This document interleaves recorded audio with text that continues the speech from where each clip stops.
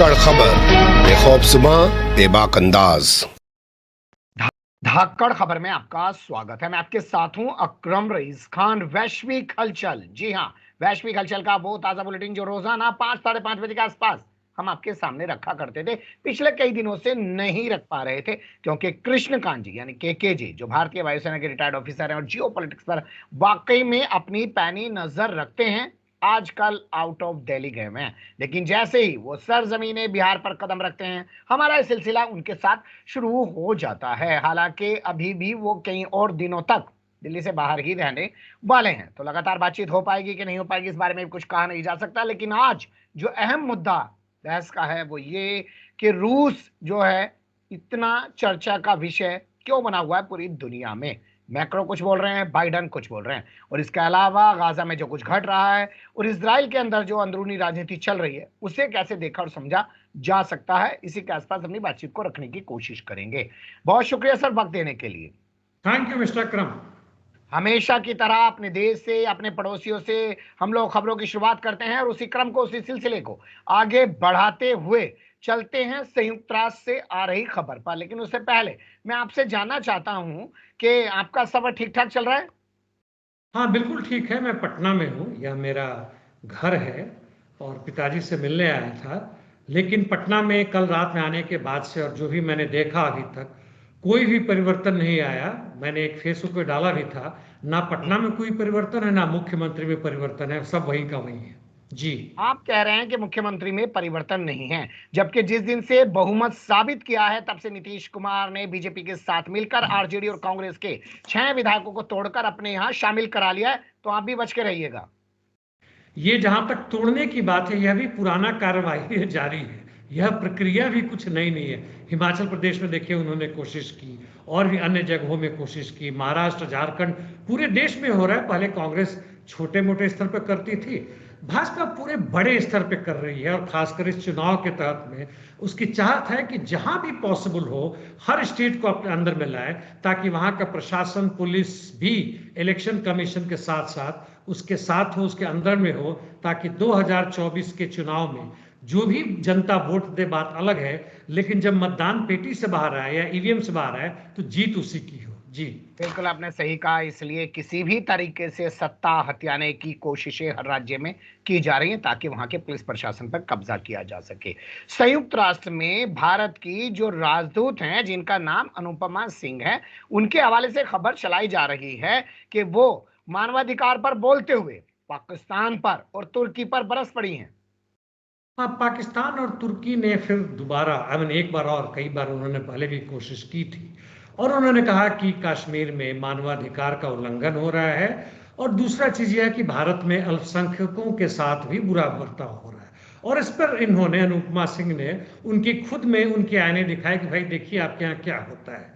तो यह तो वैसे ही जैसे हम भाजपा कांग्रेस के बीच में लड़ते हैं, और उन्होंने यह भी साथ साथ कहा कि आप जो भी करें, कश्मीर भारत का एक अभिन्न हिस्सा है, आप जो भी इसमें बोल रहे हैं वह हमारे अंदरूनी मामले में हस्तक्षेप है।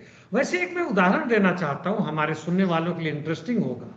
यह है फ्रीडम इन वर्ल्ड रिपोर्ट। उन्होंने एक रिपोर्ट दिया है जिसमें इंडिया, कश्मीर और टर्की और पाकिस्तान के बारे में बताऊंगा। तो सबसे पहले कि इंडिया को टोटल नंबर 100 में 66 मिले हैं और जहां तक पॉलिटिकल राइट की बात है वह केवल 33 मिला है, और वह कहते हैं कि पार्शियली फ्री है इंडियन जनता। और कश्मीर में 26 और 6 मिले, कहते हैं कि कश्मीर बिल्कुल फ्री नहीं है। वही हालत पाकिस्तान की है, थोड़ा सा उनमें अंतर यह है कि वो 35-14 के जगह पे 29-9 ऐसे कुछ आते हैं। और जहां तक टर्की की बात है वह भी देखिए आशीष, 33 और 13 है, यानी वहां की भी जनता फ्री नहीं है। एक दूसरे पर ये लांछना लगा रहे हैं। जहां तक जनता की बात है, जनता से किसी का लेना देना नहीं है। वह यदि कश्मीर को उंगल करते हैं तो उनके यहाँ भी वह उंगली हो रही है। अपनी जनता को ना स्वतंत्रता दे रहे हैं, ना रोजी रोटी की पूरी तरह की व्यवस्था कर रहे हैं। जी बिल्कुल आप सही करें। एक वीडियो सोशल मीडिया पे वायरल हो रहा है कि लोग कह रहे हैं कि नरेंद्र मोदी तानाशाह है। तानाशाह तो कुछ भी रोक सकता है, महंगाई नहीं रोक पाया, बेरोजगारी नहीं रोक पाया, बहुत सारे लोग पैसा ले लेके देश से भाग गए, उनको अब तक वापस नहीं ला पाया। तो उसी संदर्भ में आप इस खबर को देख और समझ सकते हैं। खैर, अब आ रही है खबर मॉरिशस से ताल्लुक रखती हुई। प्रधानमंत्री नरेंद्र मोदी मॉरिशस के प्रधानमंत्री के साथ मिलकर मॉरिशस में बहुत सारे उद्घाटन करने वाले हैं। जी, जहां तक मॉरिशस से है, भारत का बड़ा अच्छा संबंध रहा है, 75 वर्षों से रहा है। और काफी भारत की जनता शुरुआती दौर में जब अंग्रेज थे, काफी उन्होंने माइग्रेट किया, वहां बसे भी हुए हैं। और खासकर बिहार से जहां से मैं आता हूं, वहां भी बसे हुए हैं। अब भोजपुरी वो नहीं रहा, या मगही जो बिहार की भाषा है, लेकिन तकरीबन है, तो कुछ ना कुछ कल्चरली भी हम एक दूसरे के साथ हैं। उन्होंने काफी जगहों का उद्घाटन किया, जिसमें एयर स्ट्रिप यानी हवाई अड्डे हैं, सी कनेक्टिविटी को बढ़ावा के लिए जेटी यानी सी पोर्ट से जो भी है, फिश स्टोरेज फैसिलिटीज है, ऑफिसेज हैं, और काफी कुछ किया हुआ है। और इसको इस रूप में महत्वपूर्ण देखा जाना चाहिए कि भारत की जो पूंजीपति है जो वहां पे काम कर रहे हैं, पूरा खुलासा उन्होंने अभी तक नहीं बताया कि कितना बना है, क्या बना है, लेकिन उनका जो एक इच्छा है, और वे हाल फिलहाल में मालदीव से हटे हैं, और वहीं से करीब 3100 किलोमीटर दूर पे यह दूसरा आइलैंड है, जहां पे हमारे भारतीय नेवी के भी कुछ सैनिक और अफसर वहां पे विद्यमान हैं। और वो उस बड़े रूप में देखना चाहिए, जहां अमेरिकी वो लक्ष्य है कि चीन को घेरे, उससे मॉरिशस एक बहुत इंपॉर्टेंट आइलैंड है, और भारत के साथ उसका बढ़ता संबंध, इसको अमेरिका बहुत ध्यान से देख रहा होगा, चीन भी देख रहा होगा। जी, क्या ये इसी स्तर पे देखा जाना चाहिए, या हिंदुत्व की जो आइडियोलॉजी है, बताते हैं मॉरिशस में भी यही आइडियोलॉजी काम करती है, उससे भी इसका कोई संबंध है? नहीं, उस आइडियोलॉजी से संबंध नहीं है। अब उनका जो जहां तक है वो काफी भिन्न हो चुका है हमारे लोग जाने के बावजूद, और वहां के लोग हमारी तुलना में काफी सेक्युलर है। हालांकि यहाँ के लोग सोशल मीडिया पे इस चीज को बार बार दिखाने की कोशिश करें कि देखो हमने क्या कमाल कर दिया, जबकि 75 वर्षों से यह हमारा संबंध रहा है, और हम पहले भी करते आ रहे हैं, अभी भी वहां हमारा पूंजी जा रहा है। और खासकर जब 1990-92 से जब मनमोहन सिंह के नेतृत्व में, जब वो फिनांस मिनिस्टर थे, बाद में प्राइम मिनिस्टर बने, और फिर वाजपेयी आया, उस समय से काफी तेजी से बढ़ा हुआ है। यह अभी हाल फिलहाल की घटना नहीं है, और यह चीज हो रहा है। इसलिए वास्तव में यहाँ के मूर्ख लोगों के लिए भले ही वो हो, लेकिन इसका धर्म से कोई लेना देना नहीं है। जी, चलिए अब रुक करते हैं रूस का। यूरोपियन यूनियन के संसद में जो रूस की जेल में मारे गए नेता एलेक्सी नावल्नी, उनकी पत्नी हैं यूलिया, उन्होंने अपना संबोधन दिया है और पुतिन पर हत्या का आरोप लगा दिया है। यूरोपियन यूनियन और ये लोग काफी अपने पार्लियामेंट का है उपयोग या दुरुपयोग अच्छी तरह करते हैं। जेलेंस्की आए, कोई आए, जो भी मर्जी हो बोलो, ठीक है, ये उनकी पत्नी है, उनके पति मारे गए हैं या मर गए हैं, जो भी स्थिति हो, और उसके लिए वो सीधे के सीधे पुतिन पर आरोप लगाती हैं कि पुतिन ने हत्या करवाई है। हालांकि मुझे इसमें थोड़ा आश्चर्य होता है। पुतिन निश्चित रूप से एक पूंजीपति देश के एक तानाशाह के रूप में है, इसमें संदेह नहीं है, लेकिन वह इतने मूर्ख नहीं है जो कई अन्य तानाशाह हैं, और अनावश्यक रूप से वो जेल में बंद है बंदा, और उसको मरवा दे, जहर दे, किससे कुछ मिलने वाला नहीं है, खासकर जबकि चुनाव होने वाला है। और ये पूरी की पूरी वेस्टर्न मीडिया इस चक्कर में पड़ी हुई है कि कैसे पुतिन को नीचा दिखाया जाए ताकि वो ना जीते। इसकी संभावना नहीं है। आज विश्व में जो बड़े बड़े लोग, नेता लोग हैं, कितने भी तानाशाह जो भी हैं, उनमें पुतिन का जहां तक उनकी पॉपुलैरिटी रेटिंग है, सबसे अधिक है, 70% से ज्यादा है, और सबसे घटिया स्तर पर 30-35% वह आपके बाइडेन बाबा का है। जी, चलिए, पॉपुलैरिटी से वैसे ये तो हो नहीं सकता कि कोई तानाशाह ज्यादा अच्छा हो जाए, क्योंकि खबरें जो आती हैं वो तो पुतिन के तानाशाह होने पर मोहर लगाती हैं। एक बुजुर्ग मानवाधिकार कार्यकर्ता हैं, पुतिन विरोधी माने जाते हैं। नाम जो मैंने उनका नोट करने की कोशिश की है वो है उनका नाम ओलेग ओरलो। उनको 2.5 साल की सजा सुना दी गई है, तो इसे क्या कहेंगे?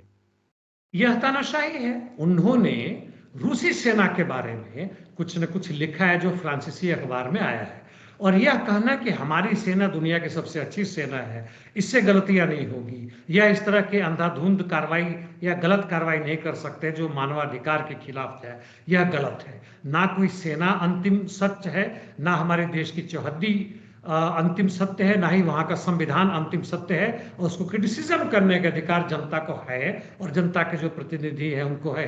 हालांकि कहा जा रहा है कि 2.5 साल की सजा तो बहुत कम है, उनको 10 साल से अधिक भी हो सकती थी। यह गलत है। जी, साउथ अफ्रीका दावा कर रहा है कि वो साउथ कोरिया दावा कर रहा है कि नॉर्थ कोरिया ने भर भर के हथियार भेज दिए हैं रूस में।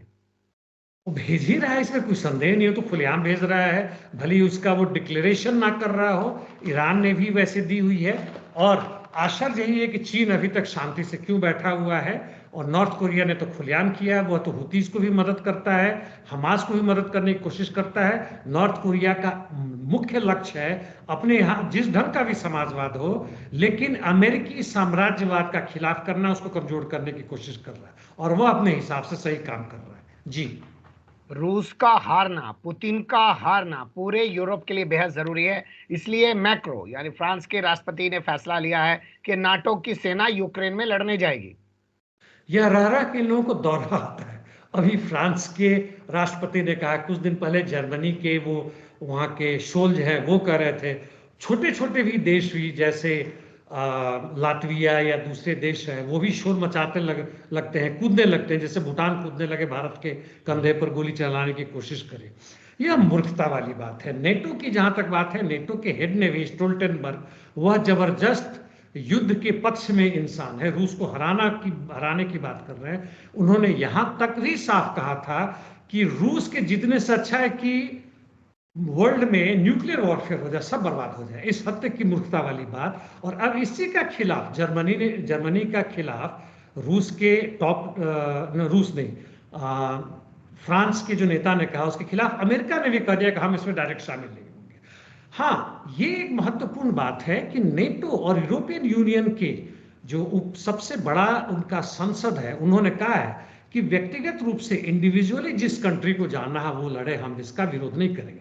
यानी इनडायरेक्टली नेटो अब एक रूप में नहीं आएगा, लेकिन पोलैंड ने मना कर दिया है, जर्मनी ने मना कर दिया है, लेकिन अप्रत्यक्ष रूप से शायद भेजे।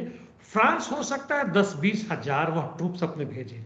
और ऐसी हालत में रूस से पूरे बड़े इस बार ऐसा लग रहा है कि सीरियस वार्निंग आ रही है। कैसा करेंगे तो वो समझ लें कि इसका क्या हश्र होने वाला, तीसरा वर्ल्ड वॉर की तरफ बढ़ा रहे हैं। लेकिन उन्होंने यह भी कहा, एक लाइन में बताऊं, कि हम जो भी करेंगे उनके खिलाफ, अभी के हाल में हम यूक्रेन से बाहर यानी नेटो या यूरोप पे अटैक नहीं करेंगे। जी, बिल्कुल सही कह रहे हैं, लेकिन इसको ऐसे भी थोड़ा बताइए, क्योंकि खबरें तो आज तक ये चल रही थी कि यूरोप के जो बहुत सारे फौजी हैं वहां जाके लड़ रहे हैं, इसराइल के भी बहुत सारे फौजी वहां जाके लड़ रहे हैं, अमेरिका के भी कुछ फौजी वहां जाके लड़ रहे हैं। तो क्या ये बगैर अनाउंस किए अपनी फौज वहां पे भेज रहे हैं क्या? ये अभी तक बगैर अनाउंस किए हुए इन्होंने ये कहा था कि ये लोग यूक्रेन के स्वतंत्रता के लिए आत्म बलिदान के लिए तैयार हैं और ये जाते हैं, यानी भाड़े के फौजी थे।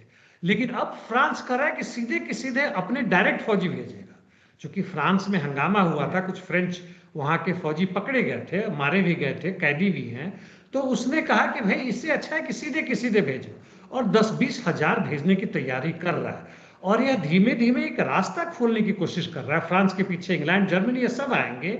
और जो हिस्सा जहां पे यूक्रेन में रशिया में नहीं घुसा है, काफी बड़ा भाग बचा हुआ है, उसमें ये संभवतः वहां आके रुक जाएंगे कि भाई इससे आगे जितना यूक्रेन गया तो गया, लेकिन अब ना जाए। यानी सेंट्रल और वेस्टर्न यूक्रेन को ये बचाने की कोशिश में है। जी, अब तो हमेशा कहते हैं कि आज तक रूस ने विधिवत रूप से यूक्रेन से जंग का ऐलान नहीं किया है। तो क्या ऐसे में अब रूस जो है यूक्रेन ही नहीं पूरे यूरोप से लड़ेगा, हमला कर देगा वो भी?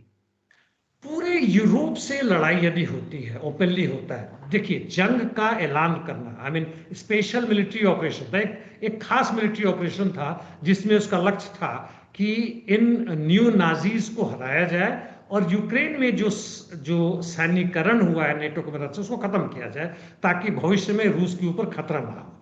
लेकिन यदि सही में फ्रांस की सेना और भी दूसरे आ जाते हैं और ये लोग लाखों की संख्या में नेटो के सैनिक अभ्यास कर रहे थे रूस के बॉर्डर पे, नॉर्थ और उसके डायरेक्शन में, तो उस हालत में इसे तब तो ओपनली यह जंग का ऐलान करना होगा, और साथ साथ यह भी समझौता कर दे कि जरूरत पड़ने पर वह न्यूक्लियर बॉम्ब का इस्तेमाल करेंगे। और यह केवल उन्हीं के लिए खतरा नहीं, हमारे लिए भी खतरा होगा। और बाइडेन कितना भी कह लें कि हम युद्ध में डायरेक्ट नहीं है, उनका सत्यानाश होना तब जरूरी हो जाएगा। जी, ये यूरोपीय यूनियन कुछ ज्यादा आजकल एक्टिविटी नहीं दिखा रहा है, क्योंकि ये लाल सागर में जाकर भी मॉक ड्रिल कर रहा है। यही इनकी है, अमेरिका यही चाहता था। और इस युद्ध के बाद अमेरिका को सब कुछ वह मिल गया, और बड़ी जमाने के बाद से, सेकेंड वर्ल्ड वॉर बाद से अमेरिका को यह मौका मिला है कि सीधे युद्ध में ना जाए। वो बहुत जगह से उसकी बड़ी मुंह की खानी पड़ी, वियतनाम से लेकर अफगानिस्तान तक में। और उसके बहुत सारे सैनिक मारे गए। इराक में जीतने के बावजूद उसके 8-10 हजार सैनिक मारे गए, इसके दुगुना तुगुना घायल हुए और अरबों खरबों में इसके आर्म्स एम्युनिशंस बर्बाद हुए। तो यह चाहता है कि नेटो अब उसके अंडर में काम करे, जो कि हो रहा है और वही करवा रहा है। जी बिल्कुल आप सही कह रहे हैं। हम रुख करते हैं गाजा से जुड़ी हुई खबरों का। इजराइल के पूर्व प्रधानमंत्री हैं मिस्टर अल्मर्ट, वो सीधे कह रहे हैं कि नेतन्याहू का अति आत्मविश्वास और उसका अहंकार ही 7 अक्टूबर के हमले की बड़ी वजह बना है। इस कारण से तो मैं सहमत हूं। नंबर वन, जो भी जियोनिज्म है, लेकिन उसमें नेतन्याहू उसके खास रूप से एक जहर के रूप में, एक अपराधी के रूप में हैं। और जहां तक पूर्व प्रधानमंत्री की बात है, वह इनके विरोधी रहे हैं, लेकिन जो उन्होंने कहा है वह सही है। यदि इस तरह का घमंड और अहंकार ना होता तो युद्ध के महीने भर के अंदर में ये सारा का सारा समाप्त हो जाता और इनके पक्ष में कुछ न कुछ समझौता हो जाता। अब तो स्थिति ये है कि ये चौथे से 5वें महीने में प्रवेश कर रहा है, 140-45 दिन, मुझे एग्जैक्ट याद नहीं है, वहां युद्ध आ रहा है। और नॉर्थ गाजा में हमास तो है, या सेंट्रल गाजा में, और यहां तक कि साउथ में भी, यानी खान यूनिस के आसपास जो इन्होंने खाली करवाया था, वहां फिर से हमास और पैलेस्टीनियन रेसिस्टेंट फोर्सेस फिर वापस आ गए।